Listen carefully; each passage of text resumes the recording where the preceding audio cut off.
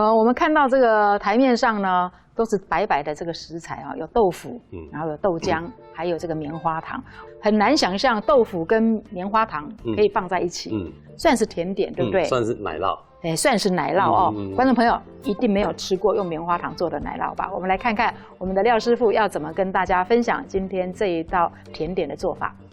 好，我先来介绍一下，就是我们今天的食材。好，那我们今天板豆腐有一般的话，我会挑选用就是它是板豆腐的中间。对。今天我们要做的这一道奶酪，我们为了它的这个口感哦，你让这个摊贩呢跟你白眼也没关系，因为一定要用中间的旁边的它的那个边边角角，它会比较有一些硬块，对，会影响口感哈，那就不叫奶酪了。所以请观众朋友不好意思，早一点到市场去买中间的板豆腐。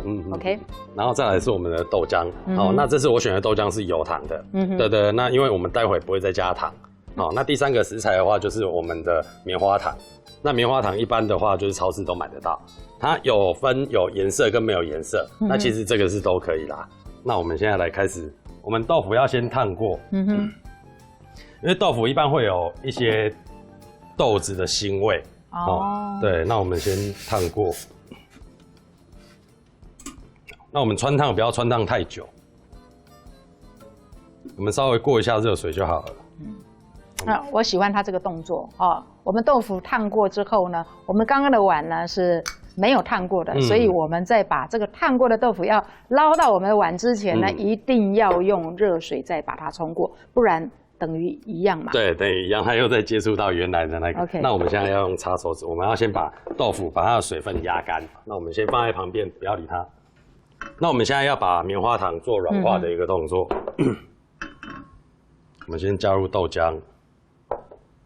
然后棉花糖，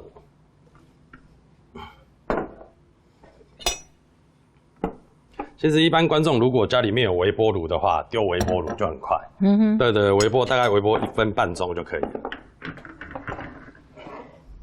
你怎么会想到用棉花糖来做这个奶酪呢？因为其实我没有加吉利丁啊，那它要变成奶酪之前中间的媒介，那就是棉花糖。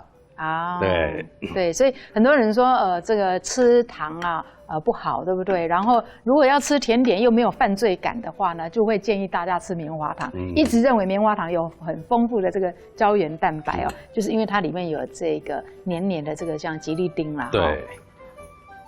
它现在棉花糖预热之后，对，胶质很丰富哦，它就慢慢的融化。怎么？我觉得它要融化之前突然变好大一颗。因为它有吸到水分对，它有吸到水分。太有意思了！我觉得常常我们在吃这个棉花糖的时候，都有一个季节性，然后突然一窝蜂大家都去买棉花糖。可是呢，你也知道，在美国超市棉花糖都好大一包哦，用不完了怎么办？做我们今天的这一个奶酪。对。那我们需要用到果汁机。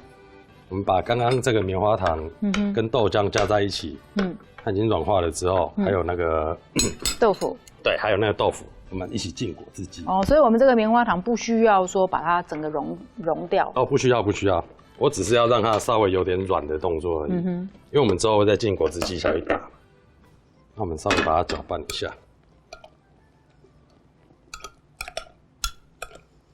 然后它现在已经有呈现一个稍微稠状。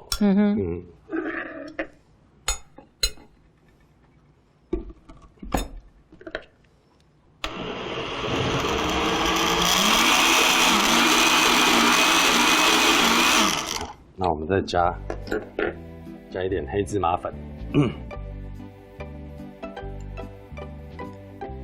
，3小匙的黑芝麻粉。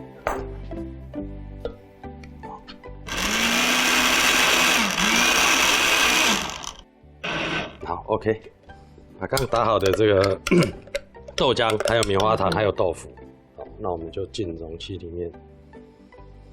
这样子吃应该不好吃吧？现在吃不好吃，对。那我们在冰的时候最少要冰一个钟头。又有豆腐又有豆浆嘛，然后棉花糖那种糖的那种甜呢，会让人觉得非常的幸福哦。好 ，OK， 那我们现在先进冰箱，让它冰一下。好，这奶酪呢已经冰镇完了，现在要稍微加一点装饰呢，就可以跟观众朋友一起分享喽。来，那我们刚刚我们奶酪已经冰过了嘛，那我们上面加一点黑芝麻粉。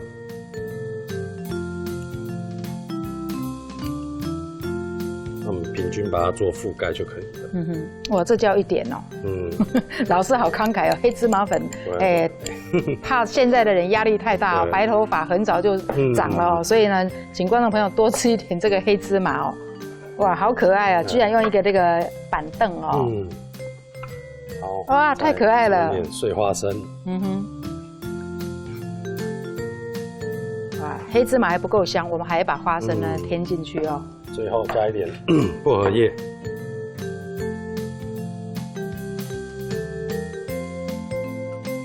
OK， 好，完成喽！哇，坐在椅子上，好可爱，真的好可爱。我第一次看到椅子也可以当成一个那个上菜的这个盛盘哦，真的太有趣了哦！观众朋友是不是也觉得非常的可爱呢？